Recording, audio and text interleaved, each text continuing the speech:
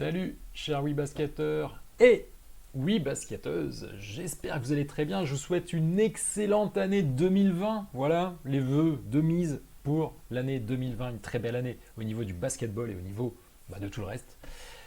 Je suis ravi de vous retrouver. Nouvel épisode, premier épisode de l'année 2020, donc entre deux, spécial basket féminin, toutes les semaines, je le répète, à 19 heures le lundi, sur la chaîne Facebook de WeBasket TV, la chaîne YouTube, sur le site internet www.webasket.tv. Vous pouvez donc accéder aussi à toutes les émissions qui ont eu lieu en replay. Aujourd'hui, on va parler de la Ligue féminine de basket qui a repris ses droits, je la fais à chaque fois, a repris ses doigts sur le ballon, a remis ses doigts sur le ballon, donc a repris ses droits ce week-end, ainsi que la Ligue féminine 2, la deuxième division, le programme européen, parce qu'on va reprendre les Coupes d'Europe cette semaine également, après la trêve hivernale. Et un gros point info et mercato, puisque comme la semaine dernière, j'ai fait une émission spéciale que vous pouvez retrouver, bien entendu, en podcast, en replay. Cette émission spéciale était sur le développement du basket féminin français de haut niveau. Donc il y a 2 semaines, quasiment 2 semaines d'informations et notamment de mouvements hivernaux concernant le mercato. Donc pas mal de petites choses à vous dire. Donc première émission 2020. Que devient le basketball sans Géraldine Robert, puisque ça fait partie des informations dont je vais parler un petit peu en détail en fin d'émission. Vous verrez tout ça tout à l'heure. Alors, c'est parti. Premier thème, la Ligue féminine de basket. Que s'est-il passé ce week-end? C'était la 10e journée du championnat de France. Lyon Asvel, LDLC Asvel féminin, l'équipe de Lyon recevait La Roche-Vendée Basket Club. Victoire des Lyonnaises sur le score de 82-71. Alors tous les matchs ont eu lieu dimanche et il y a un match en retard qui aura lieu mardi. Je vous dis ça tout de suite. Tarbes a battu Charnay sur le score de 80-72.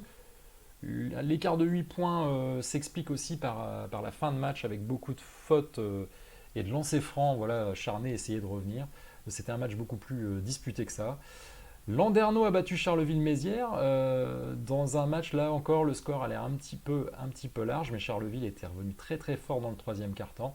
Donc gros score, Landerneau a battu Charleville sur le score de 90-77. Montpellier Basketland, là il y a un plus gros écart, la victoire nette des Montpelliéraines du BLMA face aux joueuses de Basketland sur le score de 81-58. Et là aussi, un match sans trop de problèmes pour l'équipe de Bourges, pour les tangos, face au déferlant du NRB, du Nantes Basket, score final 86-72. Et donc, mardi aura lieu le derby du Nord entre Villeneuve d'Ascq, le SBV à Lille Métropole, et Saint-Amand et nos baskets à 20h. Donc, ce qui nous donne un classement, mais en fait, sans ces deux équipes-là, hein, qui sont un tout petit peu pénalisées au classement, puisqu'elles n'ont que 9 matchs, comme vous pouvez le voir ici. En tout cas, en tête, nous avons le LDLC Asvel féminin qui est seul en tête, champion de France en titre, avec 9 victoires et une seule défaite. Ensuite, on a deux équipes à 8 victoires qui sont Bourges et Montpellier. La Roche-Vendée et Basketland sont un tout petit peu décrochés à 2 victoires, avec un bilan de 6 victoires pour 4 défaites, donc 4e et 5e. Landerneau, bilan équilibré, 5 victoires, 5 défaites. Landerneau assez impitoyable à domicile d'ailleurs. Tarbes est 7e et donc voilà, on va dire que Tarbes est pour le moment à égalité avec Villeneuve d'Ascq, avec 4 victoires. Et Charleville, on pourrait dire, voilà, est égalité avec Saint-Amand, avec 3 victoires. Les deux équipes qui ferment la marche sont toujours Charnay avec 2 victoires uniquement et Nantes-Rezé avec une seule victoire. Petit point sur les performances individuelles, vous en avez l'habitude. Gabby Williams a égalé son record de points qu'elle avait établi la semaine dernière. Pas la semaine dernière, à la dernière journée. C'était donc il y a 2 semaines. Lors de la 9e journée, Gabby Williams a égalé son record de points. 29 points. Donc quand c'est pas Stéphanie Mavunga qui fait un gros scoring, c'est Gabby Williams du côté du BLMA. Les deux Américaines très très impactantes dans les résultats de leur équipe. Donc 29 points face à Basketland. Jacinta Monroe, vraiment toujours fer de lance du NRB, malgré la position délicate du club, Jacinta Monroe fait le job. 27 points face à Bourges. Et on a également 24 points pour Taylor Wurtz du Landerneau Bretagne Basket face à Charleville. Et vous verrez même d'ailleurs, très gros match de Marine Fautou, 24 points, joueuse du TGB, Tarbes Jess Bigorre, donc la nouvelle le nouvel espoir du basket français, nouvelle internationale, qui a mis également 24 points face à Charnay. On passe aux rebondeuses. Eh bien, bim, Stéphanie Mavunga aime battre ses propres records. Elle avait déjà battu son propre record de points, le nombre de points qui est à, je crois, 32 points, si ma mémoire est bonne. Sur un match de championnat, là elle a battu le record de rebonds, 20 rebonds face à Basketland, la joueuse du BLMA, hyper dominante dans ce championnat. On voit pas trop comment le titre de MVP pourrait lui échapper cette saison. En tout cas, sur la première partie de saison, c'est pas encore terminé, on n'est qu'à 10 journées, il y a 11 journées de match aller. Donc la prochaine fois, d'ailleurs je ferai un petit bilan de demi-saison d'ailleurs, sur pas mal de petites choses. Voilà, Stéphanie Mavunga, archi dominante, au point, au rebond et même au contre. Je crois que c'est elle qui a le record de contre dans un seul match. Marine Fautou, j'en ai parlé tout à l'heure.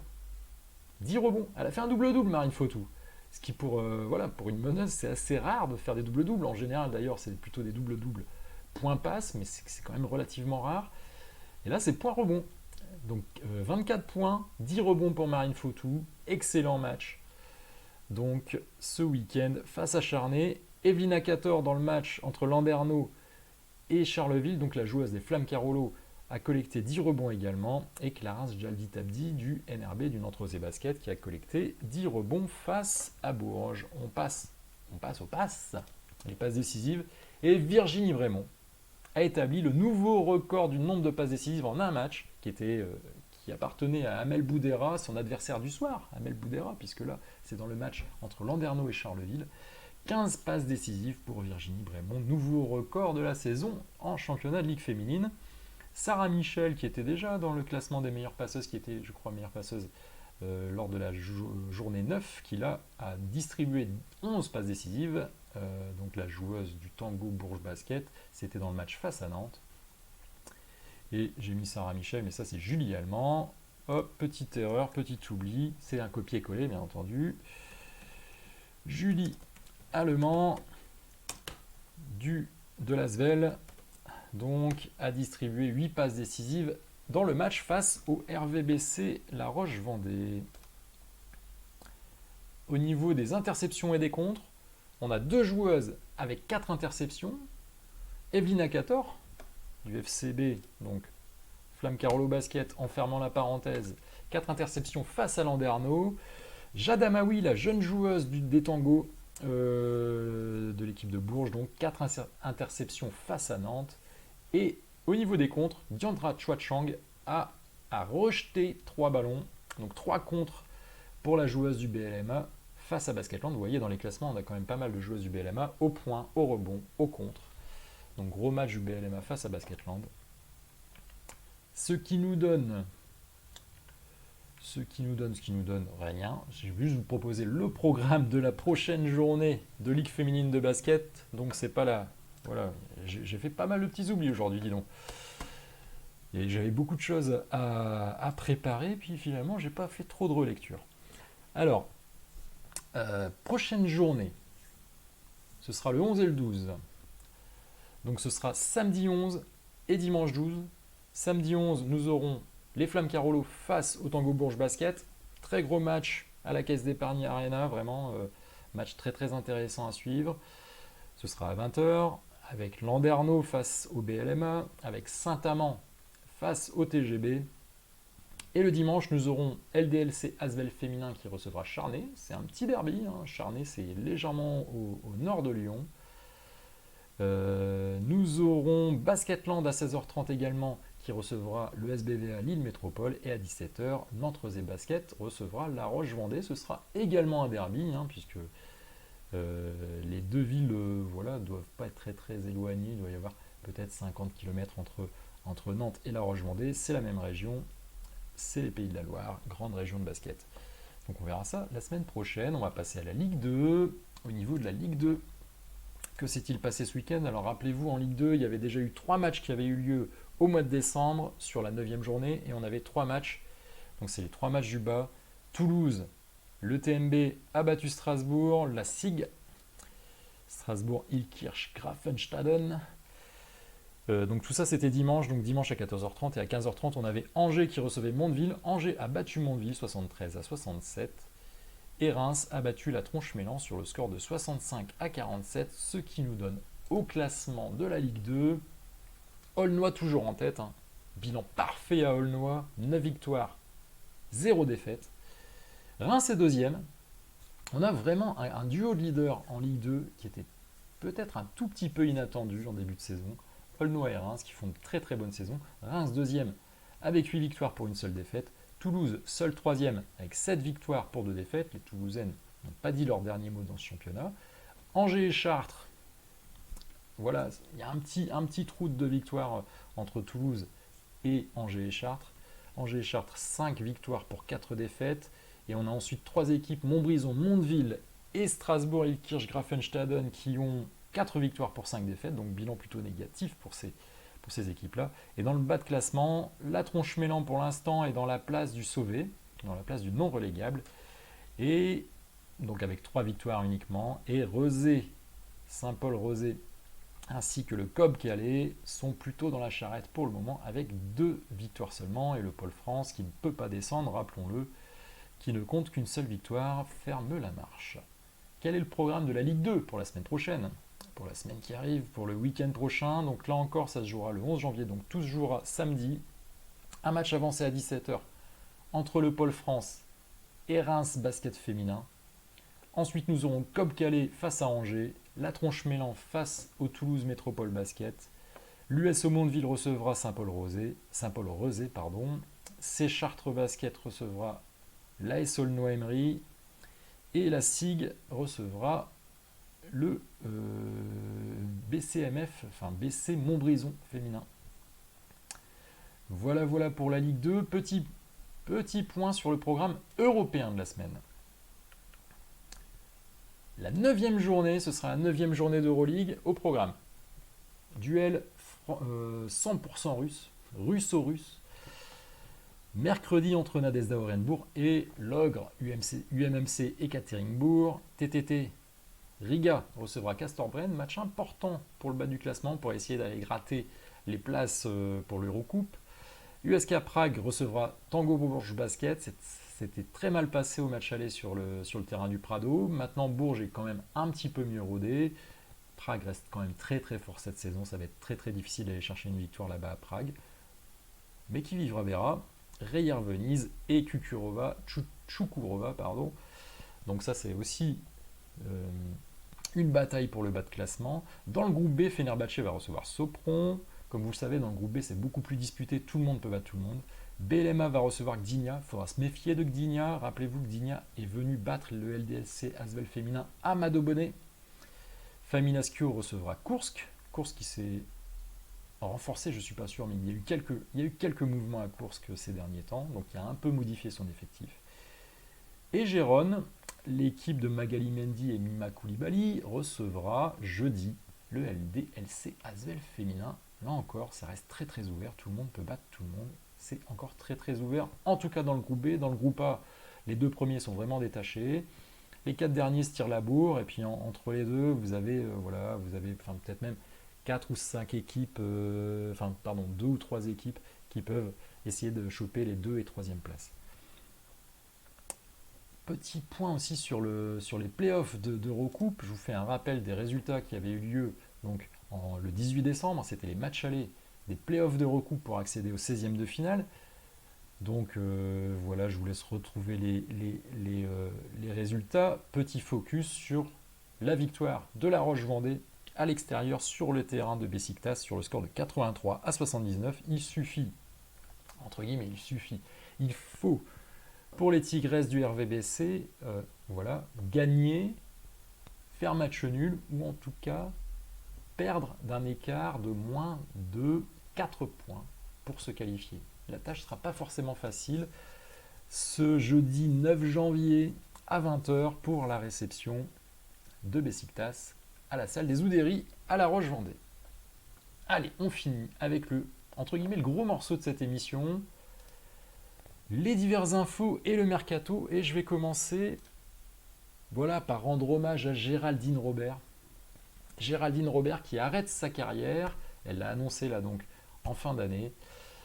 Géraldine, tout simplement, c'est une des personnes qui sont entre guillemets à l'origine de ce qui s'est passé chez WeBasket, puisque j'ai rencontré personnellement Géraldine lors de la saison 2015-2016, quand on a débuté WeBasket TV avec Thibaut Paki. L'une des premières vidéos qu'on a faites, c'était à la demande de Géraldine. Elle voulait qu'on fasse un petit clip sur la danse qui était exécutée par les joueuses de l'ESBVA Lille Métropole. Vous pouvez la retrouver par ailleurs sur WeBasket TV. Ça, grosso modo, ça a lancé un petit peu notre média, et puis je la remercie pour ça.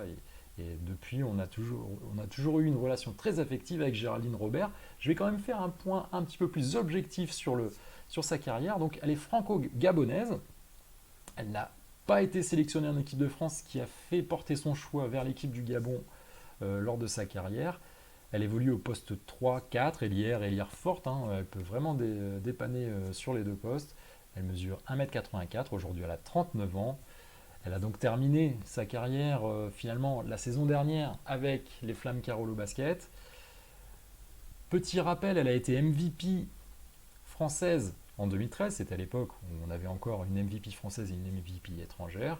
Vainqueur de la Coupe de France en 2013 également, championne LFB 2014, tout ça avec le BLMA. Et Valérie Demory à sa tête.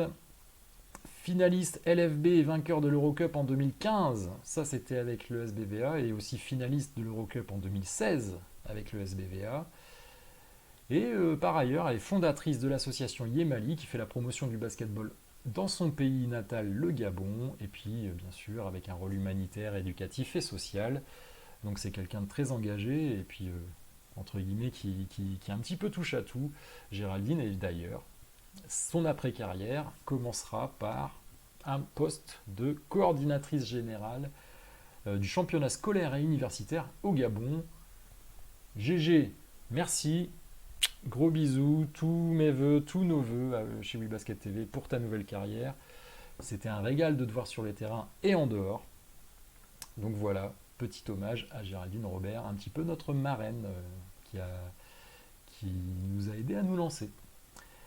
Allez, on revient sur le mercato et l'arrivée de Regan Margariti en provenance d'Ataï. C'est une Suédoise intérieure d'1m90, c'est de 23 ans, et elle remplace Rachel Olivier qui quitte le SBVA Lille Métropole.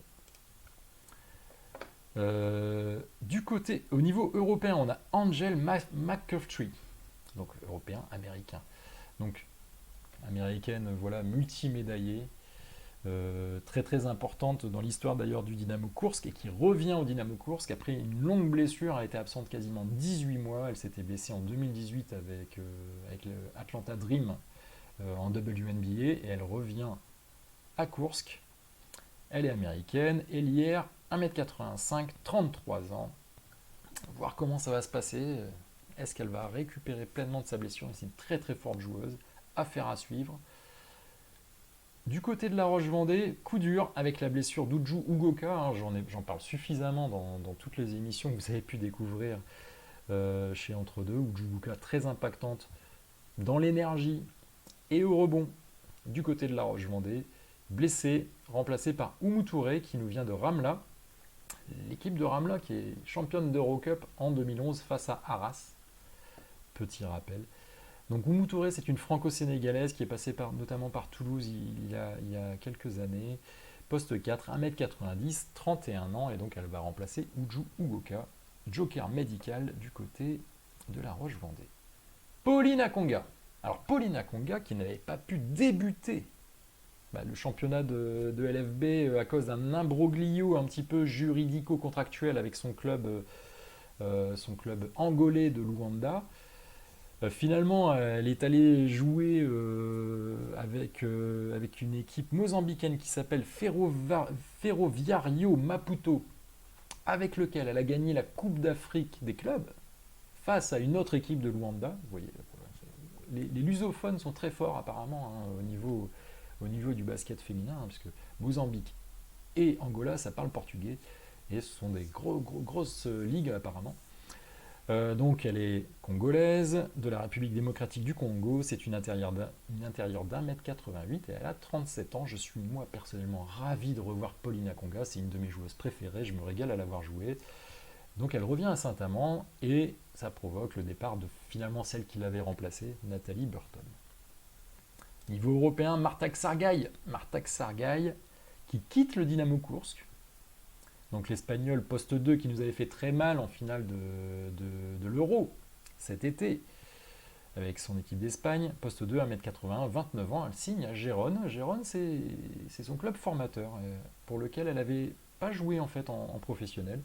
Et elle revient à Gérone. Donc Gérone se renforce quand même. Attention Marta Xargaï. Ronnie Williams remplace Paola Ferrari au Nantes Rosé Basket.